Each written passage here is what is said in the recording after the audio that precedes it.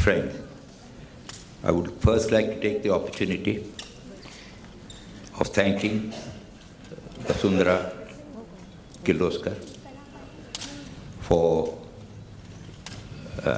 choosing me to bestow this honor. It's a great privilege and an honor which I very sincerely appreciate. And I would also like to thank Mr. Atul Kirloskar and Mrs. Aarti Kirloskar for the hospitality and the kindness they've extended to me.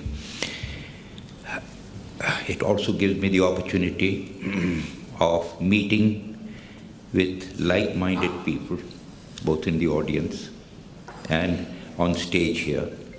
And it's been a privilege, really, and extremely energizing and stimulating at this stage of my life. I thank you all, and for all of you who have come to participate in this function. With regard to the state of the art, as it were, of nature conservation and environment, I'll try to be brief. And I'd like to highlight some aspects which perhaps are not too well known. And I'd like to concentrate on nature conservation, of which it happens to be a part of environment conservation in toto.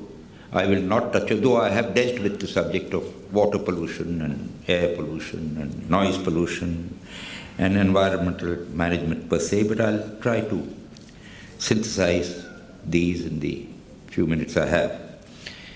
Firstly, there is a misconception that India is an extremely difficult country to conserve. On the contrary, I have found, and I've tried to explain this in my book, that despite the humongous human pressure, despite the great land hunger, poverty, and the pollution which is a corollary to that, India, amongst the developing countries, was one of the most easiest countries in the world that I know of, where nature conservation could have been perpetrated and carried out. There are a number of reasons for this. The infrastructure was there. It was there in British India, it was there in princely India. For other reasons, maybe hunting, whatever, but it was there. We are, by and large, a vegetarian community. We are not meat eaters, unlike in Africa, where everybody eats meat and everybody is a potential trapper and therefore a potential poacher. There are only a few people who transgress the law. There is a respect for life, respect for nature, respect for the law. We blew it in 1948. What happened between 1948 and 1958, a decade of total destruction, where we lost, in some cases, up to 80 to 90% of our species populations. Having said that, I also like to say the other side, which is perhaps all not known. India has a tremendously proud record of conservation. In the history of India, recorded history, we have lost only one mainland species in this whole subcontinent. I do not, a large mammal, and that is the cheetah. We did have the Sumatran rhinoceros, we had the Javan rhinos, but they were peripheral animals on the northeastern boundaries. On mainland peninsular India, only one big species, one large mammal. That's a very proud record. But things are about to change. And we have a series of species lined up for extinction. I'm very glad that Deepak Apte stressed upon the predicament of the great Indian bustard. I have on record to tell the Prime Minister, the Chief Minister of Rajasthan, Vasundhara Raje, that if the great Indian bustard goes extinct, incidentally, you'll be sad to know that it's not 150. My estimation is that the total world population is about 80 or less. They have gone from all states, they have disappeared from Maharashtra. They've gone from Sholapur, they've gone from Vidarbha, they've gone from Karnataka, Madhya Pradesh, my own state of work. There are probably 15 left in Gujarat, and probably not more than 50 to 60 in Rajasthan. And if that is not on the brink of extinction, I don't know what is. And I told Vasundhara Raje that, as I have told for the sake of Hangul, Omar Abdullah, that if the great Indian bustard goes extinct, Rajasthan will be the only political entity in the history of the world which has lost its state emblem and the state bird or state animal. No other political entity has had that dubious distinction. It doesn't apply to England, which never had the lion. The lion is the symbol of England, but they never had the lion, so they can't lose it.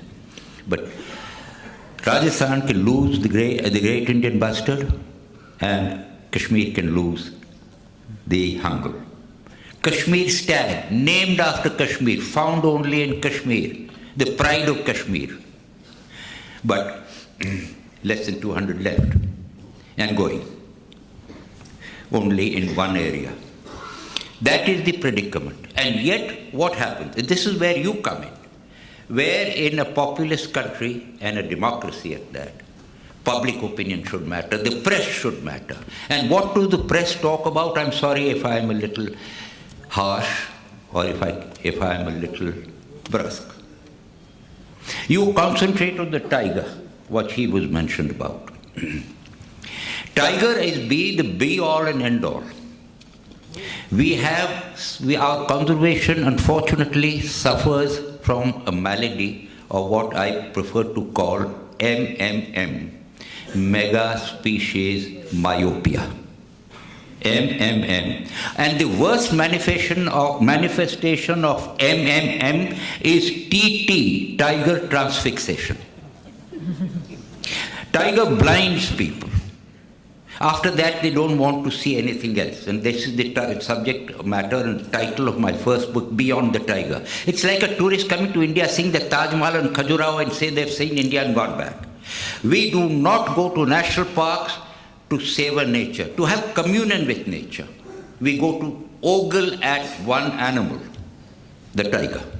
Or we go to the Kaziranga National Park just to look at the rhinoceros. Or we go somewhere else to look at mega mammal, myopia.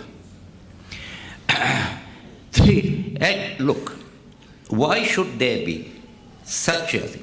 And as I was telling earlier this day, if one tiger dies, it makes it to front page of the Times of India or whatever, and it should be. But if the food of the tiger goes, if the hog deer gets extinct, and I've seen more hog deer in Corbett than there are cheetah, if you would believe it, at one point in time. If that goes, people are not even aware. There are less than 12 hog deer left. Don't they have a right of survival? Aren't they citizens of Corbett? Aren't they citizens of India? We don't bother. There is a saying in Gujarati, ke lakh marjo par lakh na taran har na marjo. Don't let the savior of the lakh die. And they are the food. But we don't care. And that is myopia. And everybody, including myself, have to be blamed. We have not been able to sell this idea. Sell is not a good word. but we are not able to communicate, and to convey to people the significance of maintaining and preventing extinction, because extinction is forever. And therefore, it is essential that we give enough focus, that when we go to a national park, we go and see what is there to see. I've taken a chief secretary when I was collector of Mandla in a thing. I've shown him over 6,000 head of animal. I calculated 8 species, and he says, Ranjit, tiger nahi dikha. So that's how it goes. The tiger will always be our sirtaj, but the tiger is what the first Prime Minister Walpole was, primus inter pares, the first amongst equals, primus inter pares, not the be-all and end-all. And if emphasis is to be given, it should be given in conservation and on focus and of allowance on the endangered species which are about to go. And for Maharashtra, we are in Maharashtra, the Maldok should be the first priority. Get back the Maldok, your gated and bastard. And the second and very important priority should be to safeguard the wild buffalo in Kolamarka, Gadchiroli district, Maharashtra. That is the purest wild buffalo now in peninsular India. Because in my state of Madhya Pradesh, when I set up that sanctuary, in Udanti, there are 5 males and 1 female. 5 Pandav or ek Draupadi. And the Draupadi's name is Asha. And after there is only Nirasha. And yet nobody bothers. Kolamarka, and mind you, we're talking about human welfare related to nature conservation. We know the importance of cultivars, how wild cultivars are important. And I'm talking about human welfare because the two are absolutely interrelated. It's not environment versus development. Environment is an integral component of development. And that must be realized. The wild counterparts of cultivars, whether it's wild rice, wild oranges, wild mangoes, the works. In that context, the wild buffalo is the most important wild animal in the whole world for human welfare. Because there are more domestic buffaloes in the world than there are sheep, goats, and cattle put together. You find it difficult to believe, but it's true. And therefore, the wild counterpart, genetically, biodiversity-wise, is the most important animal for human welfare, is far more important than the tiger, from that point of view. And we are talking about human welfare. Today we are only talking about human welfare. Okay, so that is that part of it, and I won't think, am I running out of time? You tell me when. No, I think, okay. The other aspect, and I'll be quick if I can, is despite the very congenial ground base, which I mentioned, conservation has come from the top. It's not grown from the bottom. We don't have a green movement.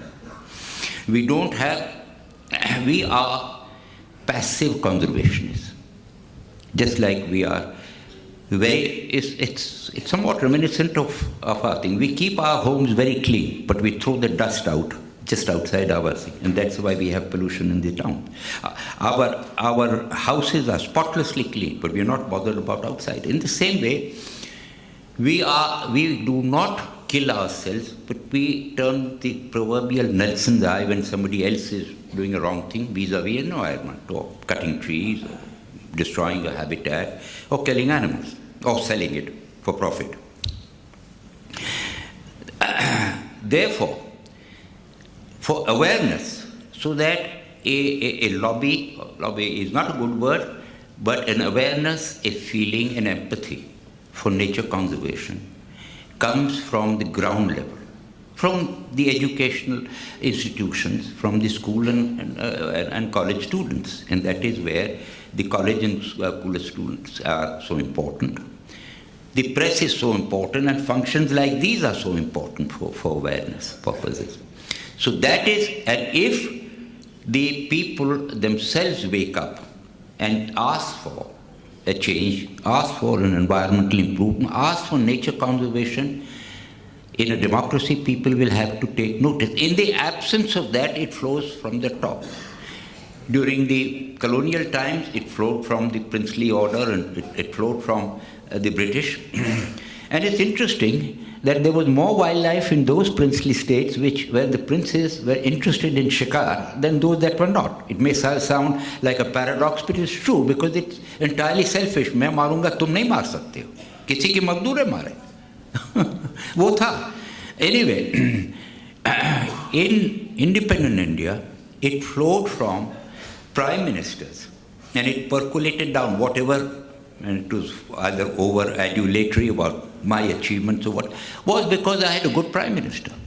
The prime minister who was interested and who authorized and who, and everybody knew that if I tried to do something, whether it was the Wildlife Act or something else, one had the support of the prime minister about political will, which was talked about by my colleagues.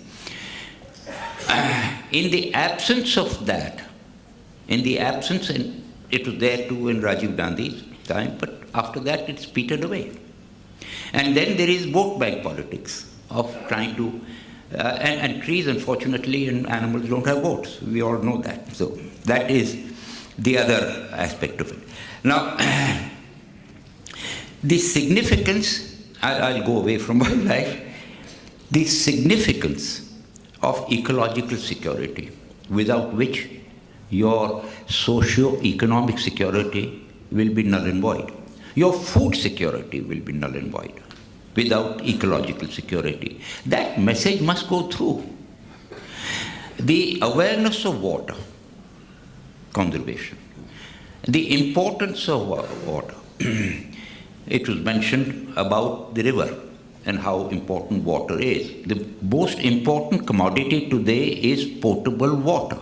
We are polluting it. The rivers were mentioned. I happen to have been the second chairperson of the Ganga Action Plan. We couldn't do very much, but we tried anyway.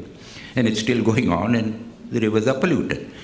But I would like you to appreciate the fact that our parks and sanctuaries, which apart from being the last havens of hope for survival of nature and for the survival of our natural heritage.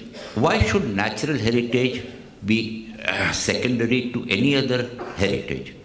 We take great pride in saving of our cultural heritage, our archaeological heritage. And if we are proud, and if we are keen to save Ajanta and Ellora and the Taj Mahal, why should Kana and Kaziranga and Tadoba be not equally sacred? They are the last repository of our natural heritage. And therefore we must safeguard them. They have to be given the same status. And none of this business of thing. I mean, now I hear that the State Wildlife Board of Madhya Pradesh, my own Karma Bhumi, and I don't know how, but they still retain me as a member of the board. Now there is a circular which is going around to us. I received it on email today and it spoilt my day. Can you give us suggestions about amendment to the Wildlife Protection Act? I was associated with the amendments such as where of the Wildlife Protection Act till 2002.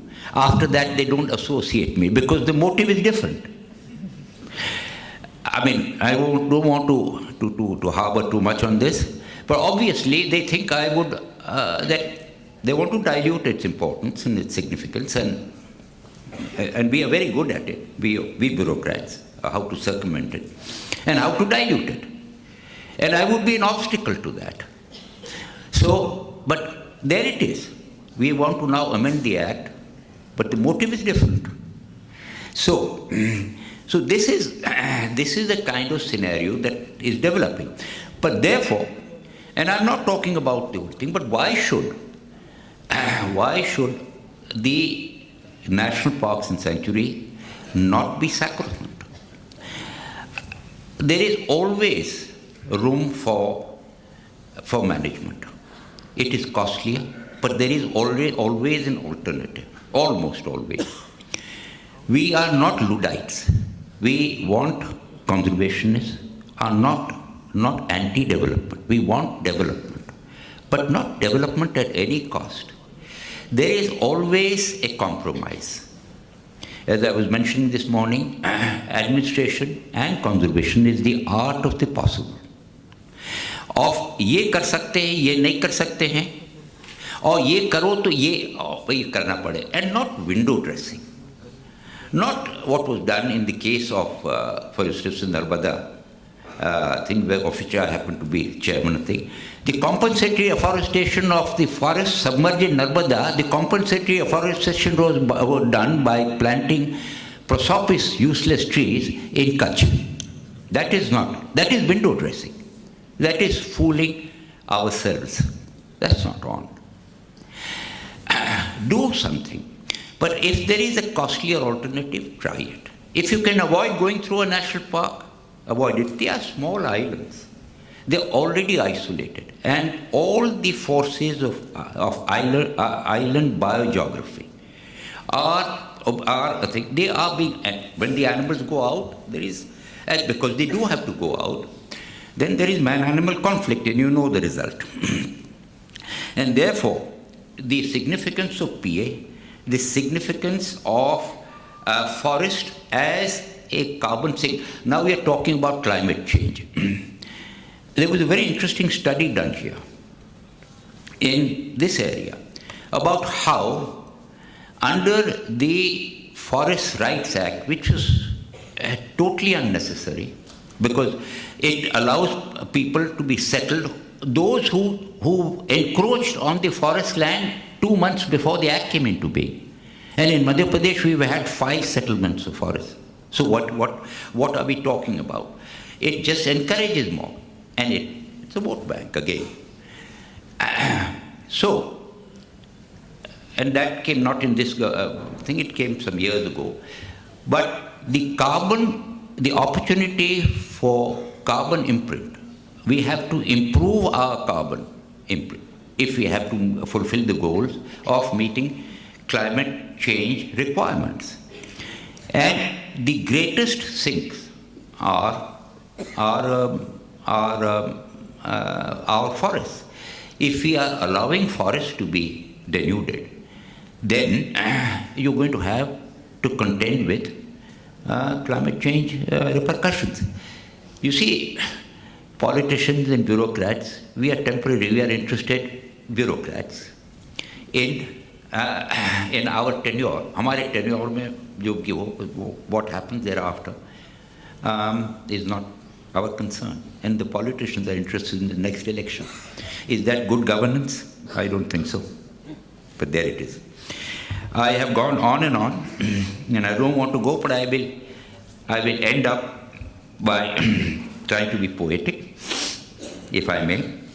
And I will recite a sher which was written by no less a person, probably you do not know, that in his last days, the Sardar Bhagat Singh, before he went to the gallows, became a poet. And this couplet was found in his cell after they had executed him. And it exemplifies what will happen if the vanguard of environment movement, whether it's the tiger or whether it's a snow leopard or whether it's a forest, the showpieces are gone. And the couplet goes, Khair tu saki hi sahi, khair tu saki hi sahi, saki, you know what saki is. Khair tu saki hi sahi, lekin pilayege kisko? खैर तू साकी ही सही पर पिलाएगा किसको जब न वो पीने वाले रहे न वो मैं खाना.